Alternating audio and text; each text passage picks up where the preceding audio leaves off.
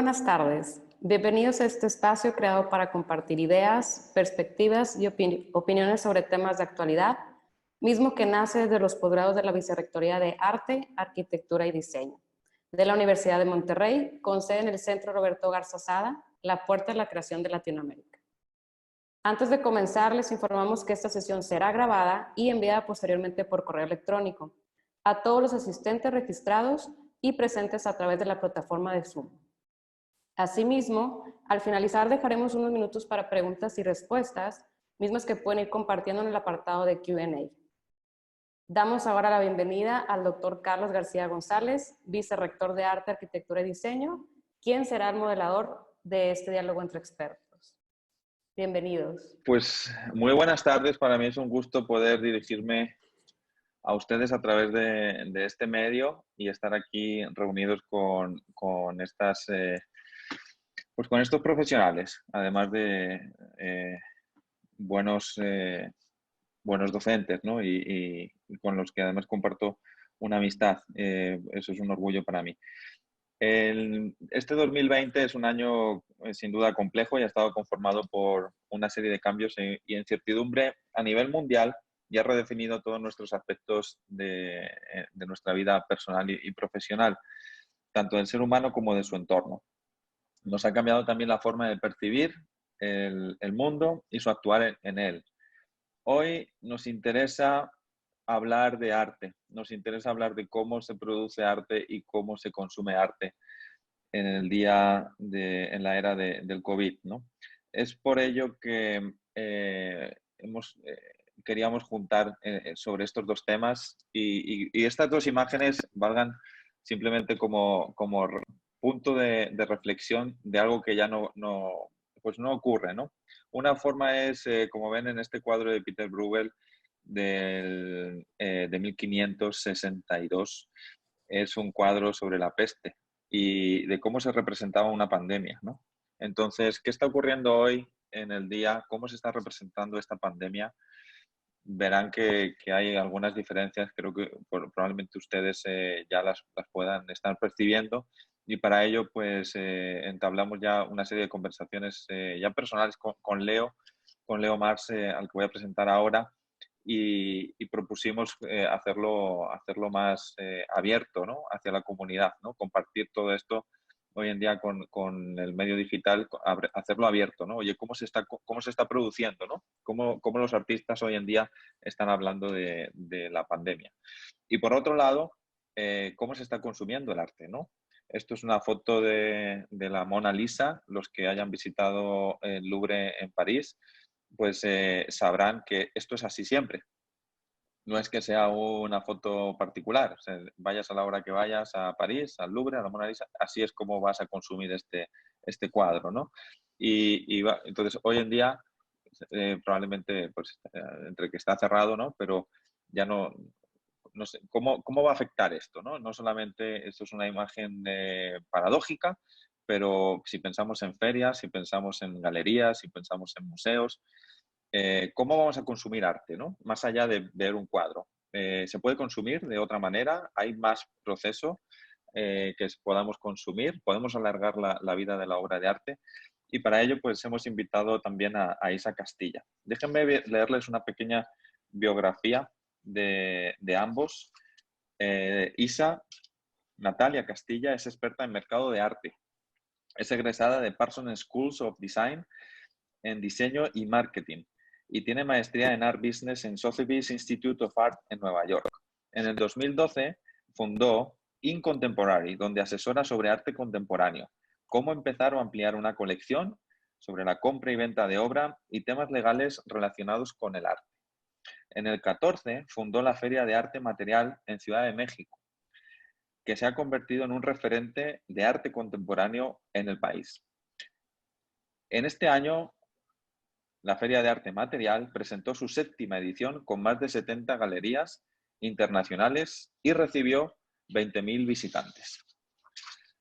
Y Leo Mars es artista, cuenta con un MFA en nuevos medios por parte del programa Transart Institute y Donau Universität en Krems, Austria. Ha sido becario del programa Jóvenes Creadores del FONCA y Conaculta en el 2009 y 2013, de la colección Jumex 2008, PETCA en el 2006, 2008 y 2010 y del programa Vancomer Carrillo Gil Arte Actual 2012. Actualmente, a día de hoy, Leo es miembro del Sistema Nacional de Creadores. Ha exhibido su trabajo en la Bienal de Chechenia, la segunda Bienal de Yucatán, mención honorífica en instalación, en el Palazzo delle Arti de Napoli, en South by Southwest en Austin, Texas, en el Music Marathon de Nueva York, en el Center for Curatorial Studies Bad Hessel Museum en Annandale-on-Hudson, en el Space Pierre Cardin en París, en el Steve Turner Contemporary en Los Ángeles, en el Museo de Arte Moderno de México y en el Museo de Arte Carrillo Gil, Casa del Lago y Buca en Roma. Para mí es un gusto pues, poder tener a estas dos personas y poder hablar y compartir con todos los que nos están viendo este debate sobre cómo se produce arte en la era COVID y cómo se consume arte. Bueno, le he llamado era COVID, me estoy a lo mejor adelantando a cosas, pero vamos a decir, hoy con el COVID en nuestros días y cómo se consume arte. El mundo cambia a diario, en 24 horas nos cambia el panorama. Esta idea la pensamos hace 2 semanas y la estamos haciendo hoy. Sabemos que hay temas también de actualidad candentes, pero vamos a centrarnos hoy en estas dos cosas. Voy a dejar de compartir la pantalla y empezar, si les parece, con una pregunta como moderador. La pregunta va para ambos, en este caso pues, es ¿cómo afecta la pandemia? Una pregunta muy sencilla, ¿cómo afecta la pandemia a la producción y al consumo de arte? Si quieren empezamos con la producción. Muchas gracias por la invitación, Carlos, y me da mucho gusto estar con Isa y Rosa aquí reunidos y con todos ustedes. Espero que estén bien, sus familias estén bien y que la nueva normalidad sea buena para todos. Me gustaría empezar a platicar como sobre cómo esta catástrofe que ha ido poco a poco como modificando la manera en que nos estamos relacionando entre nosotros. Ha modificado también la manera en que producimos. Me gustaría como hacer una diferenciación muy breve entre la producción poética y la producción de capitales. Funcionan como de una manera distinta, pero ambas están relacionadas en el mundo del arte. Y eso es justamente donde se va a centrar como la discusión, la plática, la conversación que vamos a tener en este momento nosotros tres. Y para eso como preparé un par de imágenes para mostrarles, ¿no? Pero antes quiero que veamos esta pieza de Alfredo Zalce, ¿no? Del Paricutín, hecha en 1949. Y regresaré a ella más adelante, ¿no? Es una escena durante el largo tiempo de erupción que tuvo este volcán, hace 9 años, pasadito de los 9 años. Y en ella podemos ver muchos personajes que están interactuando, ¿no? Y justamente como es algo que me parece que es como un muy buen ejemplo un ejemplo que funciona como metáfora a la experiencia que estamos teniendo nosotros como humanidad en este momento, ¿no? Y regresamos ahorita. Entonces, regresando como al tema de la producción, un ejemplo que podría diferenciar, que podría ayudarnos a identificar como la diferencia entre la producción capital y la producción poética es el fútbol. El fútbol, como lo entendemos, ¿no?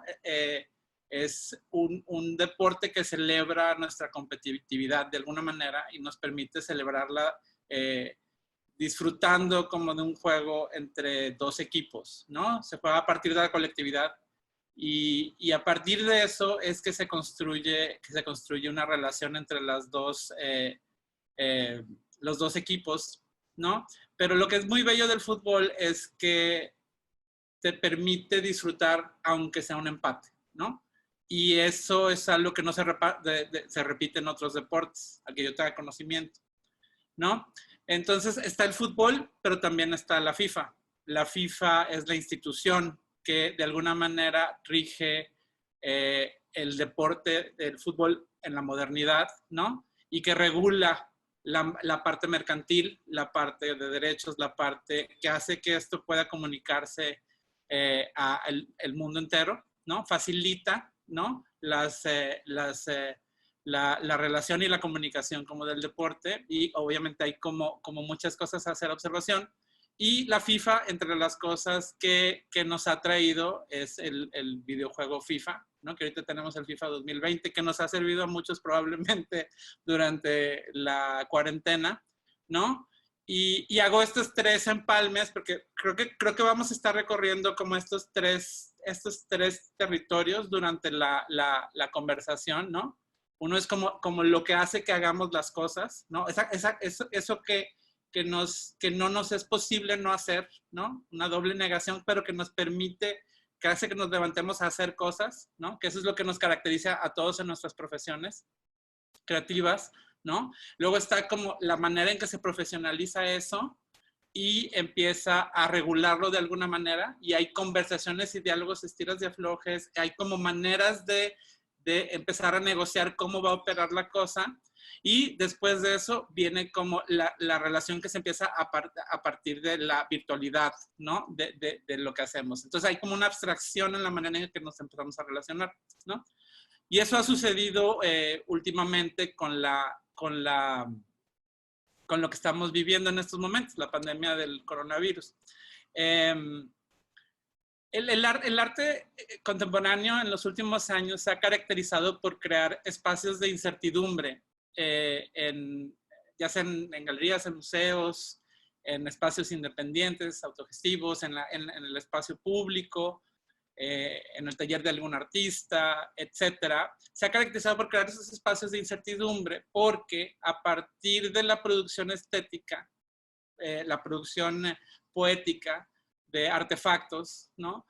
Lo que estamos haciendo es como a partir de ese lenguaje que es las artes en sí mismo, que no es el lenguaje hablado necesariamente, nosotros estamos acercándonos a través de la sensibilidad que tenemos como artistas, nos acercamos a discusiones, ¿no? Que todavía no podemos poner en palabras. Y esas discusiones, después a través de la crítica, a través de la investigación académica, etcétera, empiezan a verbalizarse, ¿no? Y llevan a debates o discusiones como esta, algunas como más densas, algunas más tranquilas, pero es una cosa que se empieza a discutir, ¿no? Y se discuten esos 3 niveles, como las razones por las que se produce la obra, cómo funciona o opera como en la industria, ¿no? Y de qué manera se está trabajando como representación, la abstracción, etcétera, ¿no? Cosas formales de alguna manera. Entonces, a partir de como de esa operación, de repente se empiezan a depositar como estas discusiones, ¿no? Y surgen temas que después de repente se vuelven conversaciones generales. Algunas son más grandes, algunas son más particulares, ¿no? En el tiempo. Y esas discusiones son las que empiezan a modificar la manera en que el mundo funciona, la manera en que nos relacionamos, la manera en que lo entendemos, ¿no? Recuerden que esta es una narrativa que estamos creando a partir de la producción artística. Hay obviamente desde otros lados otros acercamientos. Entonces, a la hora de ver esas modificaciones, nosotros como artistas continuamos ese diálogo, ¿no? Entonces, de alguna manera, estamos en un ejercicio de escucha y de generación de preguntas constante, ¿no? Entonces, este momento es un momento como muy interesante, como para todos lo ha sido, pero a partir de la producción poética, he notado, a partir de conversaciones con colegas y amigos, cuatro categorías, ¿no? Cuatro maneras de enfrentarnos a lo que estamos viviendo, ¿no? En primera instancia, he platicado con colegas, amigos. Esta es una pieza de Melanie Smith que se llama Skype, que hizo para la Bienal FEMSA y ahorita está en exhibición en el Museo Marco. Y he notado como con Melanie y conmigo, como que ha habido una pausa, de alguna manera, una pausa consciente como de nuestra producción, y nos ha permitido como de alguna manera revisitar como lo que hemos hecho previamente y empezar como unas líneas de investigación que surgen de esas y que nos permiten como repensar nuestra práctica, ya no en términos como profesionales, como íbamos como desarrollándola, sino nos permite construir como como un regreso a la razón por la que empezaste a producir, ¿no? Entonces empiezan a salir como piezas como más adelante que responderán como a una problemática que viene más como de la raíz por la que iniciamos a hacer esto, ¿no? O sea, como por las raíces más puras, ¿no? Como jugar fútbol en la calle, de alguna manera, ¿no? Otra cosa que he notado también, para no extenderme más en eso, es artistas que antes trabajaban con ciertos medios o que trabajan en espacio de sitio, en sitio específico, o que se la pasaban de viaje, que se la pasaban trabajando como en diferentes contextos que se requería salir, pues ahora a raíz de esto han regresado al estudio, ¿no? Y a partir de trabajar en el estudio, esta es una pieza de Pablo Rasgado, ¿no? Que trabaja como la pintura de alguna manera, pero a partir como de la apropiación de elementos arquitectónicos en fachadas, ¿no? Esta es una pieza que trabaja eso, ¿no? Entonces es muy rica en texturas, la paleta cromática es algo, pero también habla como de los recorridos. Entonces una cosa como que habla como de la pintura como sobre medio. Es como si la pintura atravesara su práctica, ¿no? No como si la guiara, sino la atraviesa. Y él ha trabajado con esto. Y ahora que hemos estado en conversación, Pablo y yo, lo que hemos platicado y lo que me ha mostrado que ha estado haciendo es que desde su estudio él ha estado pintando, ¿no? Entonces me muestra estas son fotografías que nos mandamos por WhatsApp. Pues me parecieron muy relevantes mostrarlas esta tarde, porque son pinturas que empiezan como desde la abstracción, esos intereses como en la textura, ¿no? En la pintura como materia, ¿no? Que medio como visita como con su trabajo previo. Quiero aclarar también que estas son piezas que, o sea, como que no sabe Pablo hacia dónde, o sea, está pensando a partir de la praxis, ¿no? Es una cosa que no sabemos en qué va a terminar, pero empieza como a desarrollar este tipo de pinturas que de alguna manera le permiten como estar en contacto con el mundo exterior, ¿no? Un poco, o sea, me permito yo como un poco como especular sobre esta pieza, ¿no? Sobre como la manera en que el viento está como moviendo las olas en este mar, no sé, como la manera en que él empieza como a retomar como una práctica en la que el gesto empieza como a tener como repercusiones en la manera en que él entiende la imagen, y eso es como algo muy interesante, ¿no? Y finalmente, hoy en la tarde que le platicaba que iba a mostrar como sus pinturas que está haciendo ahorita en el estudio, que justamente no ha mostrado a nadie todavía, me mostró estas dos, ¿no? En los que ya aparece como un personaje, ¿no? Y hay como gestos, ¿no? Hay un gesto primero en la primera pintura que pareciera ser una mano que podría estar sosteniendo un celular o algún objeto, ¿no? Y después cómo se revela lo que estaba haciendo, ¿no? Continúa al siguiente punto, ¿no? También hay como una cosa que estamos compartiendo muchos artistas en este momento y que se ha nutrido mucho por las conversaciones que estamos teniendo. Creo que eso es al final lo que ha sido muy rico. Que es esta gran pregunta de cómo podemos aportar o colaborar a la crisis, que tenga un impacto en la comunidad, ¿no? En social inmediato.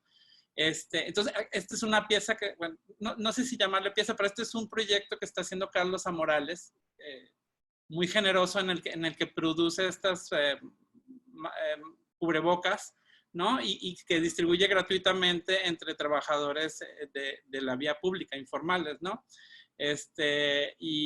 Bueno, es un ejemplo de, como estos hay otros proyectos, pero me parece muy relevante como mostrarlo.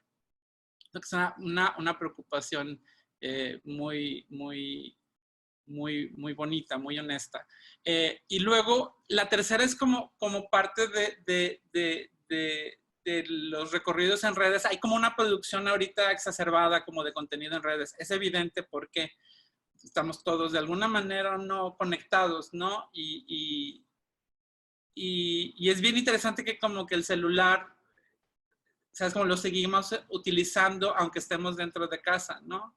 Entonces pareciera que hay como una manera distinta como de entenderlo ya. O sea, como que ya existía, pero ahorita como que te permite pensar en esos términos, ¿no? Digo, en teoría era como para poder, es un móvil, ¿no? Y ahora estamos en casa. Entonces pareciera que tiene como un rol distinto, ¿no? Es como una extensión de nuestro cuerpo que es más cercana al corazón a lo mejor que a la cabeza. No sé, he estado pensando en esas cosas. Igual podemos platicar de eso luego. Pero bueno, están estos como perfiles de Instagram que me han llamado muchísimo la atención y como que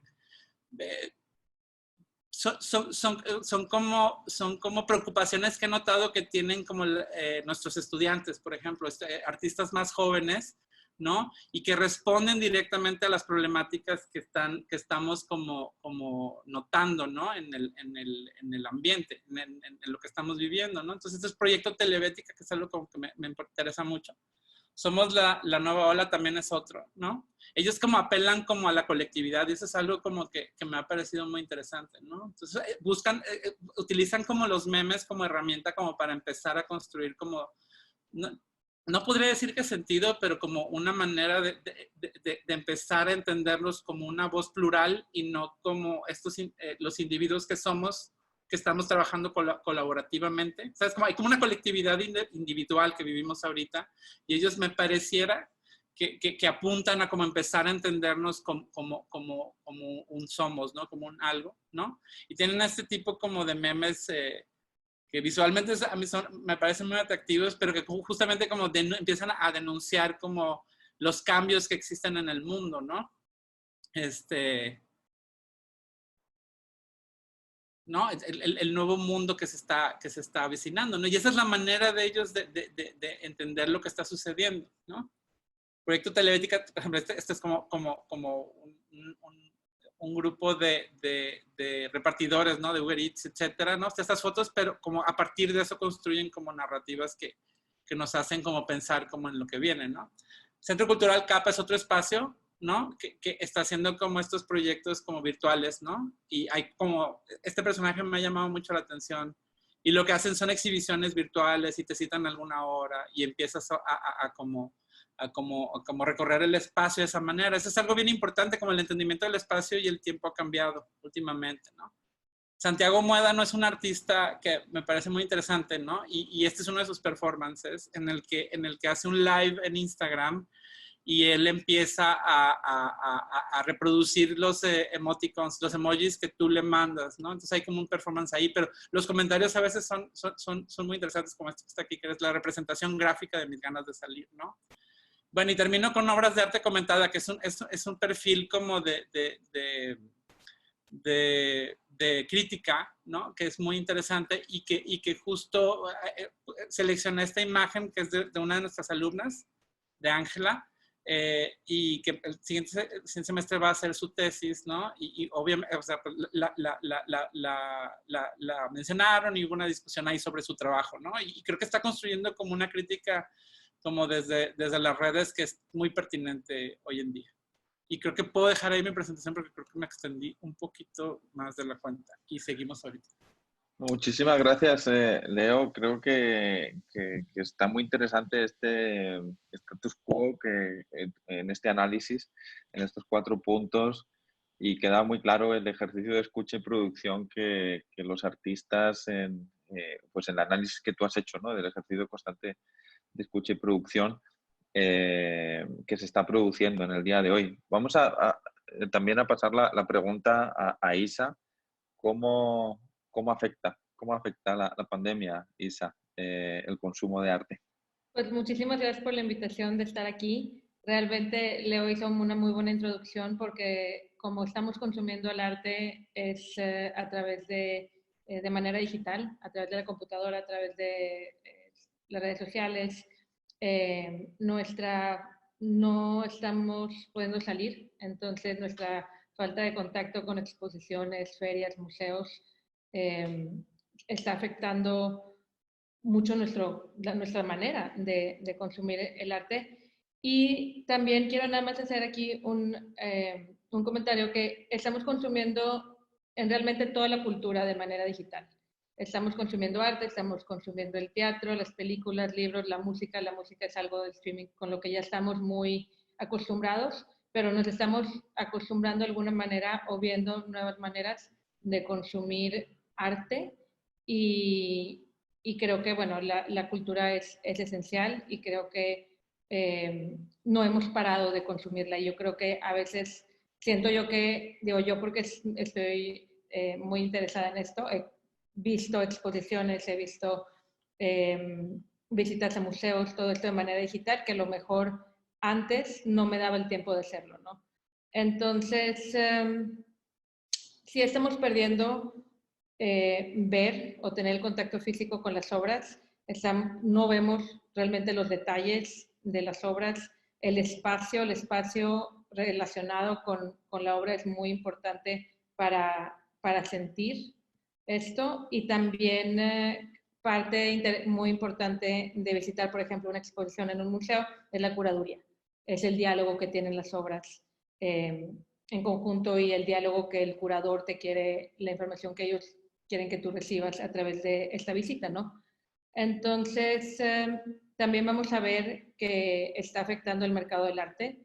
El mercado del arte vemos menos ventas en galerías, vemos que las ferias están canceladas, vemos para que museos pues, llevan 3 meses cerrados, si no es que más, donde no hay ingresos de taquillas, donde no hay ingresos de todos los extras, restaurantes y eventos que está haciendo. Entonces, esto es un problema también global, es un problema de que todos los museos en todos los países que están cerrados estamos enfrentando en conjunto. Todos los días estamos viendo cómo a lo mejor, bueno, la ola básicamente de cómo fueron cerrando y cancelando esas instituciones y cancelando eventos culturales y ahorita en cierta parte del mundo ya empiezan a reabrir. Vamos a ver y aprender mucho de todo esto. Ahora, el efecto de cómo lo estamos consumiendo, como dice Leo, lo del celular, realmente es como una extensión de nosotros ahora, que es lo que estábamos platicando el otro día. Entonces, se está dando, ha habido mucha creación de contenidos, aparte de lo que estén produciendo los artistas, ha habido mucha creación de contenidos de las instituciones, de los artistas, en entrevistas. Entonces, estamos aprendiendo también constantemente.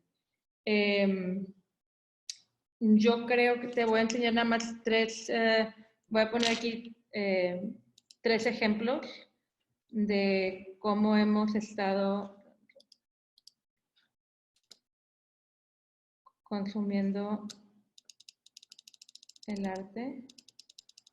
Aprovecho mientras Isa comparte su pantalla para invitar a los participantes que nos están viendo en dejar sus preguntas y respuestas en el apartado de Q&A y en breve pues intentaremos responder algunas de ellas.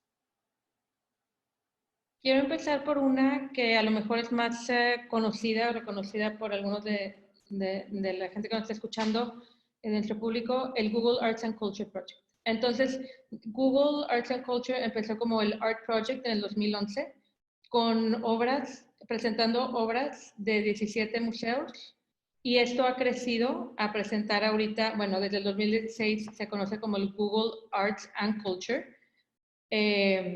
Y ahorita tiene más de 2,000 museos, presenta más de 2,000 museos alrededor del mundo. Aquí menciona que tiene más de 100,000 obras en alta definición.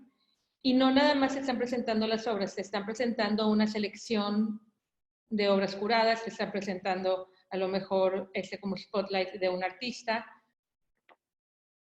Y esto lo han hecho realmente alrededor del mundo.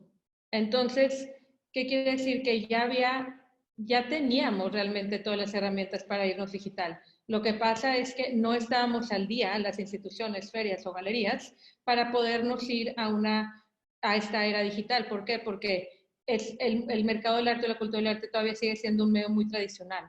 O sea, estamos haciendo las cosas como las hacían hace 50 años todavía, pero porque estaba bien, porque necesitamos nosotros tener esa experiencia con las obras, ¿no? Entonces ahorita nos vemos en este problema donde todo cierra y ahorita es donde todo el mundo se está apurando para digitalizar la experiencia que tienes en un museo, las exposiciones, los archivos y todo el contenido, ¿no? Para poder seguir trabajando.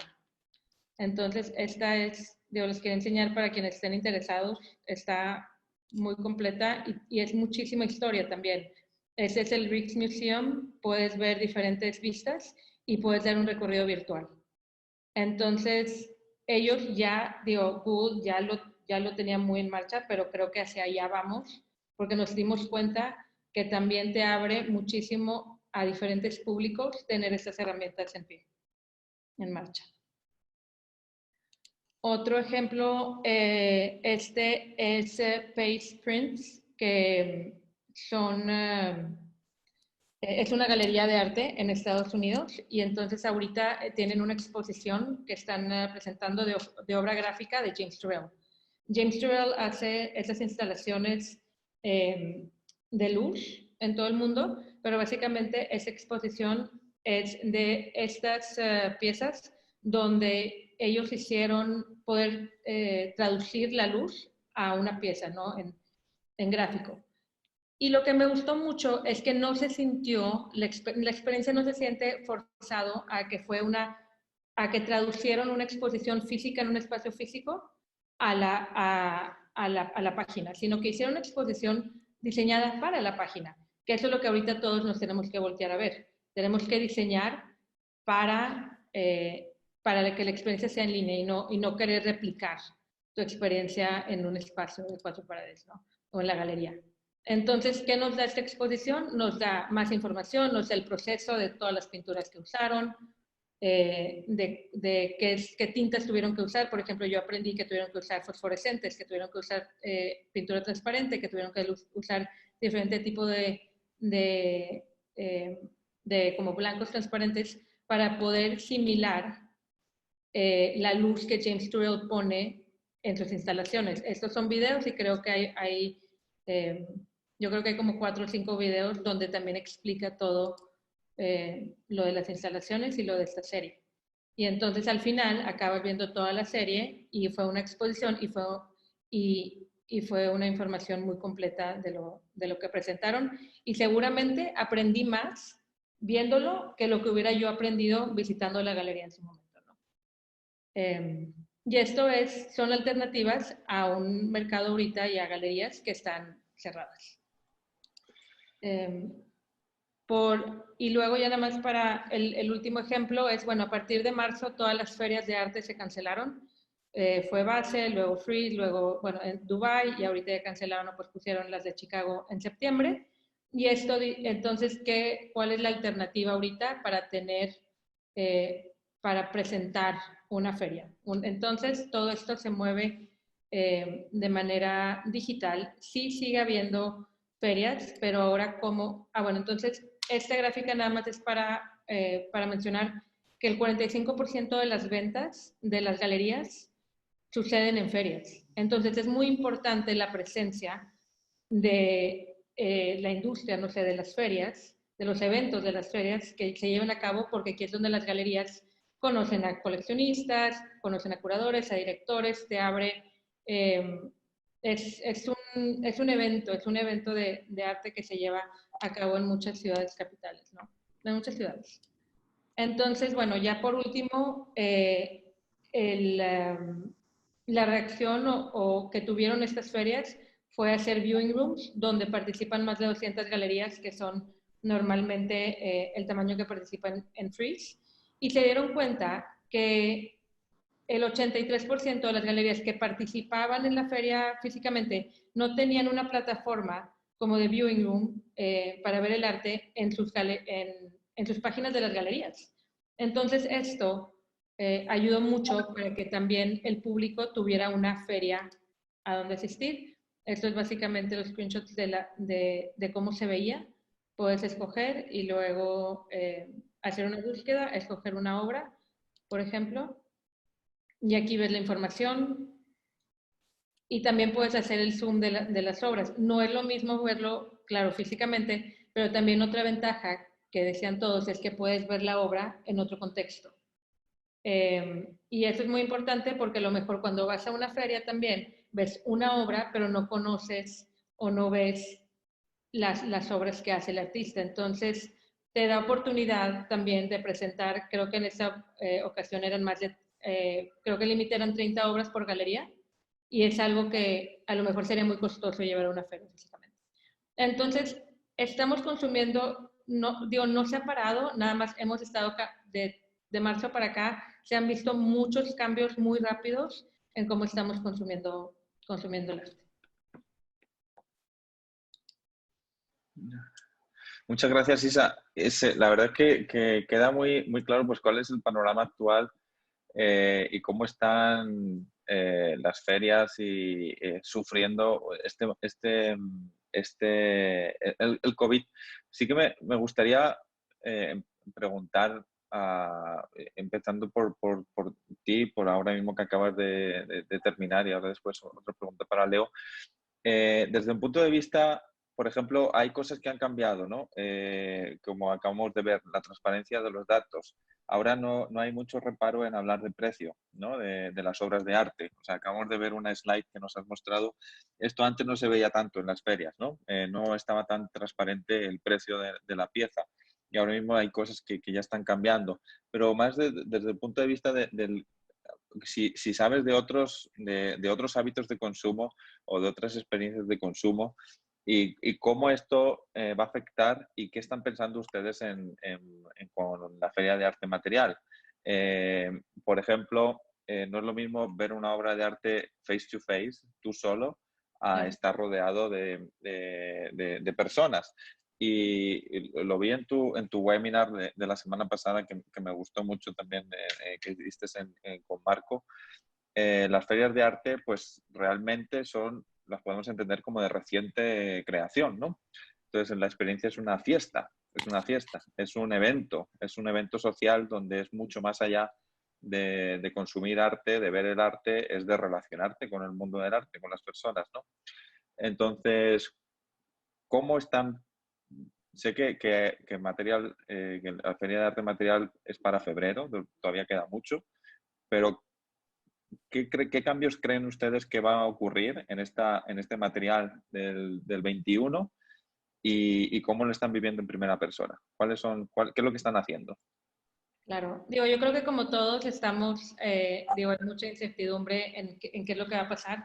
Creo yo que tipo todas las ciudades tienen sus protocolos, entonces siempre pues nos vamos a tener que apegar a los protocolos que diga, en este caso, la Ciudad de México, y qué estaría lista la ciudad para poder nosotros presentar. Entonces realmente estamos parados ahí, pero preparando la siguiente edición para poder hacer algo que yo creo, independientemente de material que lo hagamos, creo que las ferias por, eh, por, por las barreras ahorita como que para viajar, porque hay menos, porque las galerías vengan de internacional, creo que las ferias en general se van a enfocar un poquito más a un mercado regional.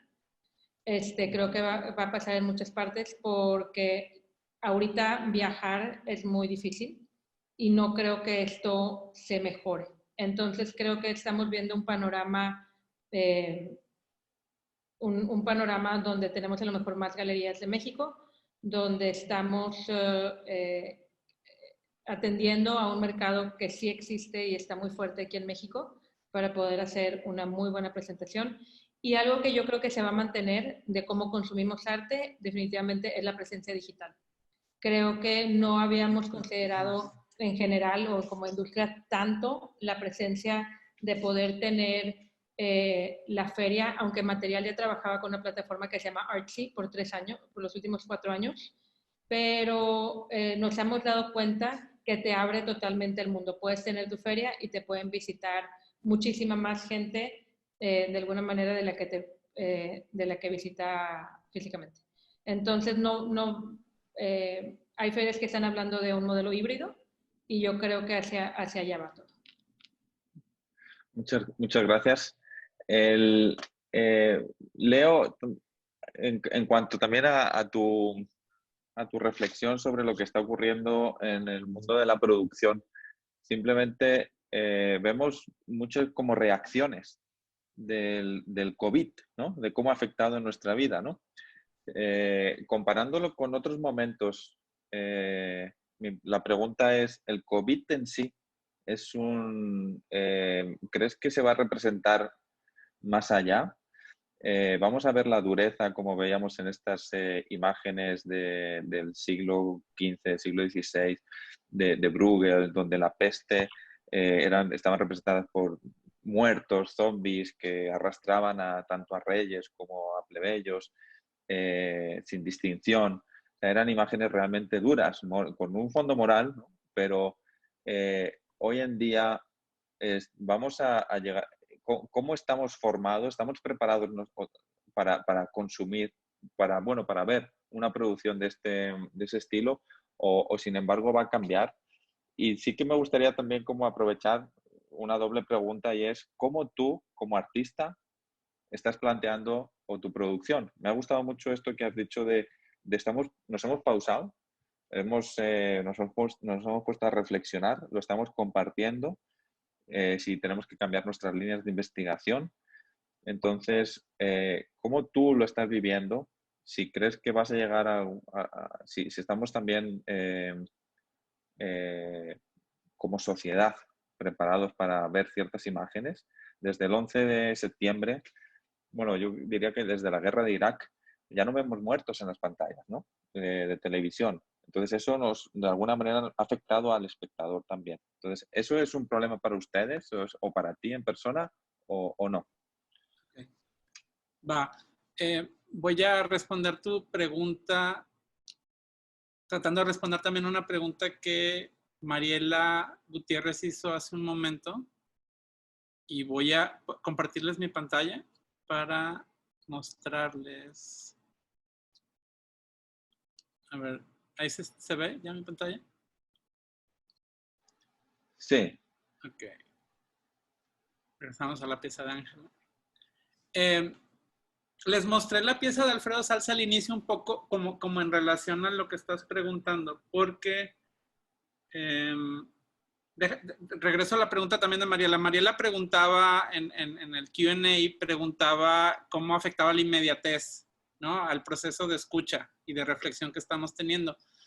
Y es clave porque como con lo que hemos estado viviendo recientemente y a través como de las capacidades tecnológicas que tenemos y que somos literatos en ello, o sea, ya sabemos utilizarlas de alguna manera, no estamos en la primera etapa en la que apenas estábamos aprendiendo a utilizarlas, ¿no? Ahora diferentes generaciones ya tienen acceso y saben utilizarlas de diferentes maneras, pero ya tienen una interacción constante a través de las redes, ¿no? O sea, mi mamá, no sé, mi abuela, etcétera, ¿no? Tienen acceso a eso. Lo usan diferente, ¿no? Pero es es algo muy, de alguna manera accesible, ¿no? Un 40% de la población mundial ya tiene acceso a estas tecnologías. Pero en fin, lo que está sucediendo es que esa inmediatez es algo que nos ha permitido atomizarnos de alguna manera, ¿no? O sea, de alguna manera nuestro cuerpo se vuelve como un dispositivo más, ¿no? Como el celular o como la computadora o el iPad o cualquier dispositivo móvil del que mencionas, ¿no? Y a través de eso es que podemos estarnos moviendo constantemente y podemos estar en cualquier lugar o en dos lugares al mismo tiempo, ¿no? Ahorita respondí un mensaje de WhatsApp perdona Isa, pero mientras estoy platicando, ¿sabes? O sea, como que ahí estamos en 2, 3 lugares al mismo tiempo, ¿no? Y nos permite empezar a hacer conexiones más complejas, ¿no? Y la discusión se vuelve más compleja, entonces. Hay más cacofonía también, pero al mismo tiempo se vuelve más compleja. Y en el momento en que empezamos a resolver inclusive las preguntas que nos tenemos que hacer desde antes, ¿no? No solo las respuestas, sino las preguntas que tenemos que hacer y la manera en que vamos a trabajarlas juntos, esto va a llevar a la humanidad a un lugar muy, muy interesante, ¿no? Entonces, quisiera hablar un poco como para responder a tu pregunta, Carlos, en el sentido de la primera parte de tu pregunta y díganme si me extiendo mucho, lo voy a tratar de mantener breve, es el caso del Dr. Atl y el Paricutín, ¿no? El siglo pasado. El Paricutín es el volcán más... bueno, y te respondo de alguna manera, porque estoy trabajando sobre esto porque participaré en la siguiente Bienal FEMSA y mi proyecto está relacionado a la manera en que Atl trabajó la manera en que él vio como todo el fenómeno del nacimiento del Paricutín. El caso es que el Paricutín nació en el siglo pasado y todo el proceso fue de 9 años, ¿no? Fue un proceso largo en realidad, es una catástrofe que se puede medir durante 9 años completos. No fue como podríamos imaginarlo en alguna película en la que como que explota todo y sepulta a un par de pueblos, sino tomó tiempo, permitió a la gente que vivía a las faldas del volcán que se mudaran, construyeran otro pueblo.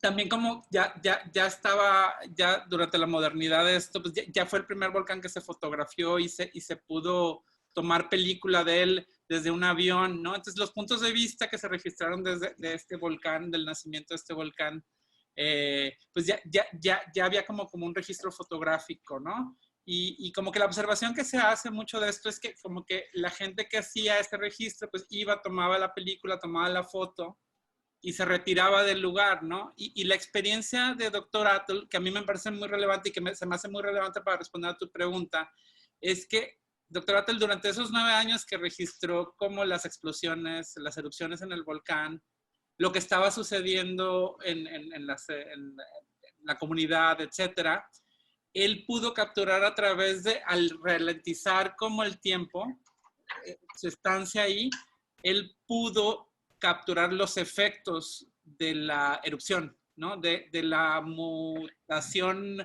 material de la Tierra, ¿sabes? Como hubo oportunidad de que capturara las piedras que brincaban como del cráter y no como una cámara fotográfica que capturaba un halo de luz, ¿no? Desde ese tipo de observaciones hasta, por ejemplo, la pintura que veíamos de Alfredo Salce, ¿no? En la que vemos como toda una escena ya cotidiana, incluso como de turismo, ¿no? Como si estuvieran en la playa disfrutando la manera en que está como modificándose la geografía de ahí, del lugar, ¿no? Entonces, la oportunidad que tenemos ahorita como como humanidad, pero como hablando como desde la producción artística, es que tenemos la oportunidad de entender como este fenómeno a partir de la tecnología que tenemos, ¿no? Y a partir de la reflexión y la pausa consciente de no sentirnos con la necesidad de estar produciendo de la manera en que producíamos antes, ¿no? Porque producir está bien, hacer cosas está bien, porque es a partir de hacer que pensamos también, ¿no? Pero a partir de plantearnos nuevas maneras de justamente como pensar, reflexionar y discutirlo, ¿no? Que eso es lo que nos da las redes, la tecnología. O sea, lo que estamos teniendo todos es una conversación multitudinaria compleja, ¿no? En Correcto. diferentes... Ajá, perdón, dime. No, correcto. No, está diciendo, me queda muy claro, me parece muy interesante esta conexión con lo digital que estás hablando como tema de actualidad, ¿no? Claro. No sé si querías continuar o si quieres pasar al Q&A. Pasemos. Ok, no sé si por un tema de tiempo y de a nuestros agentes de los asistentes, si les parece, yo le pasaría la palabra a Rosaura y que nos leyera algunas preguntas del Q&A que están haciendo muy interesantes, por cierto, y algunas ya se están respondiendo. Adelante, Rosaura. Perfecto. Muchísimas gracias a los tres. Tratamos de acoplar un poco el tiempo para dar pie a este diálogo tan enriquecedor. Ya estuvimos ahí contestando algunas preguntas en el Inter y yo creo que me permito leer, si acaso, 2 y tomamos las que queden para futuras sesiones y futuros diálogos, ¿no? Para que no se quede nada en el tintero. Hay una que está dirigida tanto a Isa y a Leo. Es un poquito de la línea de lo que estaban platicando. ¿Cómo se puede adaptar el mercado del arte a este nuevo consumo digital?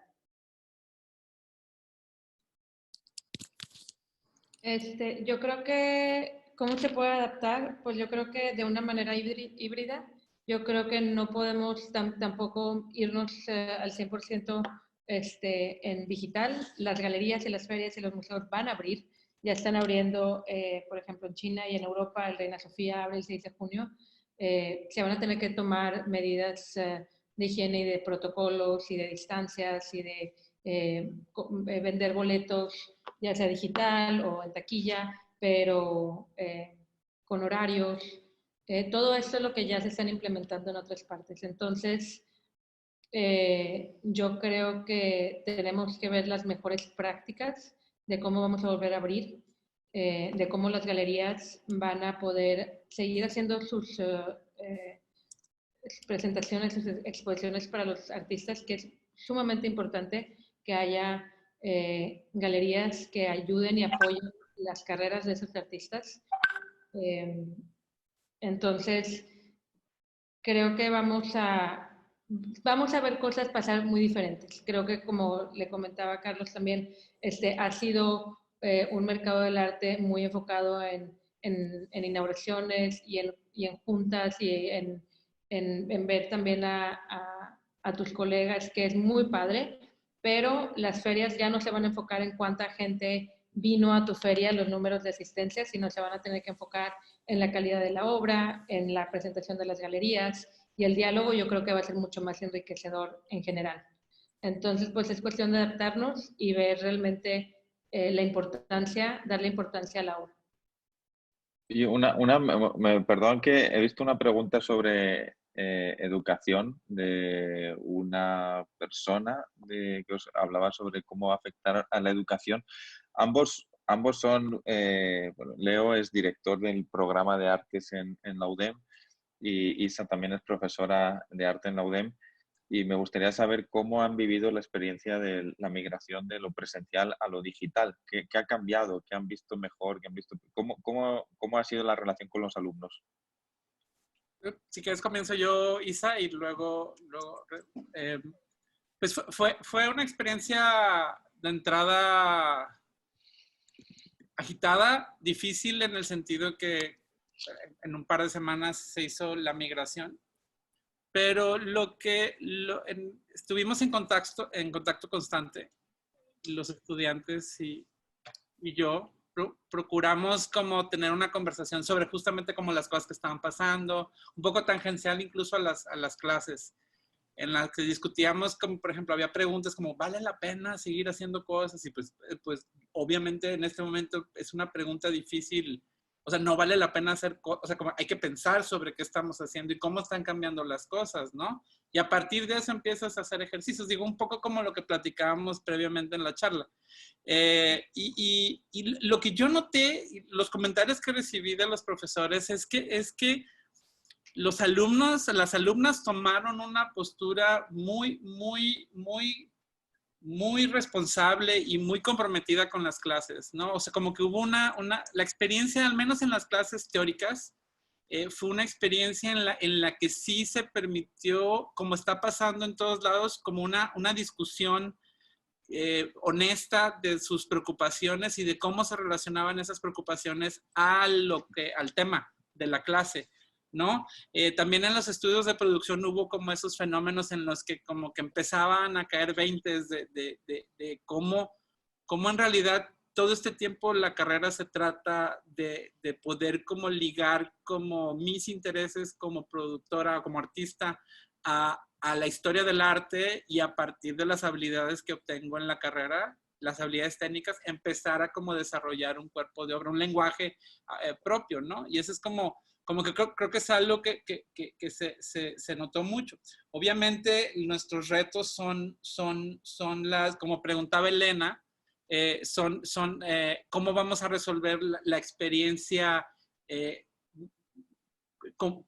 común, ¿no? De estar en un aula todos juntos, ¿no? Y justamente eso es lo que estamos ahorita trabajando. Estamos esperando respuesta también que venga de las autoridades, ¿no? Pero estamos trabajando un poco como justamente como utilizar estas dinámicas en las que nosotros ya conocemos y que utilizamos diariamente y que nos permitan empezar a tener estas experiencias, a lo mejor no de una sola clase, sino de varias clases que se empiecen a vincular, etcétera.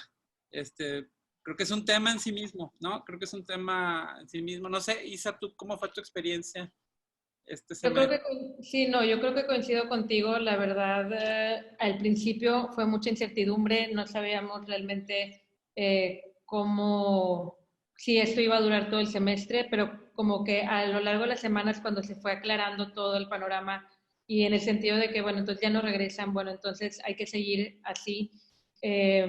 Creo que las alumnas también, y yo también me sentí mucho más cómoda con esta modalidad.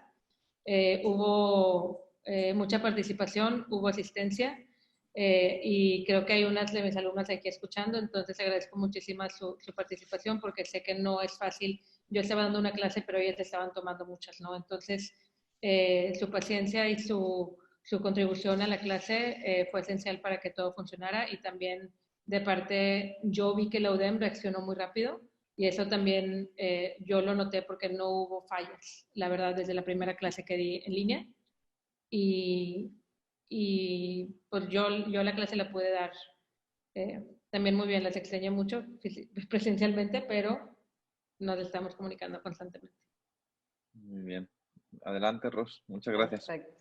No, hombre, muchísimas gracias. De verdad ha sido bastante motivador e inspirador estarlos escuchando y esto da pie a nuevos diálogos, a nuevas charlas, a nuevas conversaciones que primero pues agradecemos a los presentes, agradecemos a Leo, a Isa y a Carlos por también darse este tiempo para profundizar en muchos temas que tenemos por ver. Y con esto cerramos en tiempo y forma nuestro webinar. Estaremos generando nuevos contenidos para que por favor nos acompañen en las siguientes sesiones. Muy buenas noches a todos y hasta luego.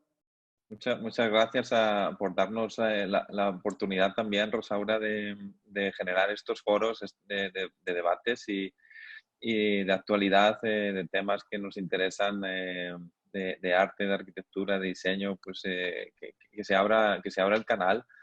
Y yo les agradezco y sí que a los participantes veo que hay más preguntas ahí sin responder. Me da que tenemos que recoger esa información y plantear nuevos contenidos en base a lo que ustedes nos están preguntando, que vemos que son de interés, y ofrecérselos a través de este medio que, bueno, hay cosas buenas que nos van a dejar y que seguro que han venido para quedarse, han llegado para quedarse, ¿no? No sé si quieren despedirse, lanzar un mensaje, Leo e Isa, final. No sé si un mensaje en base a, oigan, ¿podemos ser optimistas? ¿Podemos ser optimistas? Yo creo que puede haber un momento de producción masiva y que cuando esto salga a la luz va a ser como una nueva época de la iluminación humana. ¿Quién sabe? Pero igual, ¿no? O sea, podemos volver a consumir arte de forma casi individual, en el que va a haber una relación donde voy a ir a ver una obra de arte como si fuera la cita del médico. Digo, como en un minuto de final. ¿Podemos ser optimistas, sí o no? Y con esto me despido. Bueno, voy a empezar así rápidamente. Yo quiero pensar que sí, yo sí voy a ser optimista en este último caso. Estoy viendo cómo en Europa o en Asia empiezan a abrir esas instituciones y lo que mencionas es muy interesante. Va a haber un acercamiento con la obra, va a ser una experiencia muy diferente, pero muy enfocada porque vas a poder ir a un museo y a lo mejor no va a haber tanta gente por un tiempo, pero está bien, porque así es como realmente uno debería consumir el arte y nos vamos a poder enfocar en el contenido de la obra y en lo que el artista nos quiere decir. Y para los eventos y las galerías, como te digo, yo creo que van a poder seguir abriendo con otros protocolos, pero tener una obra enfrente sin tanto ruido creo que va a ser algo que nunca hemos vivido, porque siempre hay gente en los museos y a nuestro alrededor. Entonces, bueno, con eso me quedo que cuando podamos ir de nuevo, tengamos esta experiencia. Súper. Leo. Yo cerraría con a mí me ha parecido que las conversaciones, la manera en que se han abierto las conversaciones ha sido algo muy, como que muy visible. Se han vuelto muy visibles las conversaciones y hemos recurrido a ello en general toda la comunidad. Y como lo que esperaría yo es que se empiecen a materializar pronto en el mundo real, en el mundo material, ¿no? Y que no se pierdan en el stream. Eso sería como mis 2 centavos, ¿no? Muchas gracias. Excelente. Muchísimas Bueno. gracias nuevamente, Leo, Isa y Carlos, y a todos los que están acompañándonos en diferentes plataformas. Y pues bienvenidos otra vez, porque este es un espacio para ustedes, ¿no? Para abrir esas puertas y generar diálogos y generar nuevos vínculos y nuevas formas de relacionarnos. Muchísimas gracias a todos y que pasen muy buenas noches.